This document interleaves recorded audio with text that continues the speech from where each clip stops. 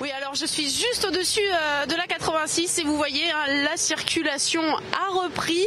Alors ça avance, mais ça avance quand même doucement, mais de mieux en mieux au fur et à mesure. Et puis surtout, on voit énormément de camions, de poids lourds. Donc vous le disiez, les poids lourds ont repris la route. Mais surtout, en quelques minutes, on a assisté à de nombreux petits accrochages entre voitures. On sent beaucoup de nervosité, de fébrilité. On sent que les gens sont fatigués de tout ça. Et donc le secteur de Vélizy est vraiment en train de se débloquer. Vélizy, on le rappelle, où près de 7000 à 8000 personnes ont passé la nuit dans des campements fortune. Ils ont dû abandonner leur véhicule hier soir. D'ailleurs, pour parvenir jusqu'ici, nous avons emprunté la départementale 53 et vers 16 h, il y avait toujours des dizaines de voitures qui étaient encore abandonnées sur le chemin. Les propriétaires ne les avaient toujours pas récupérées. Donc la situation s'arrange petit à petit, mais attention, selon la police, un peu plus loin, toujours sur l'A86, en direction de Créteil, dans le secteur d'Antony, eh bien, cela bloquerait de nouveau car des camions n'arriveraient pas à monter une côte, sans doute à cause du verglas.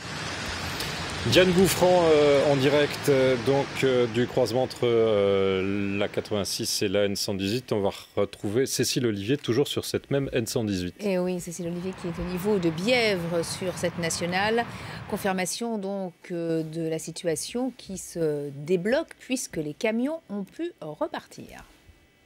Vers 15h45, les policiers ont avaient rouvert la nationale 118 dans le sens Bièvre-Paris seulement.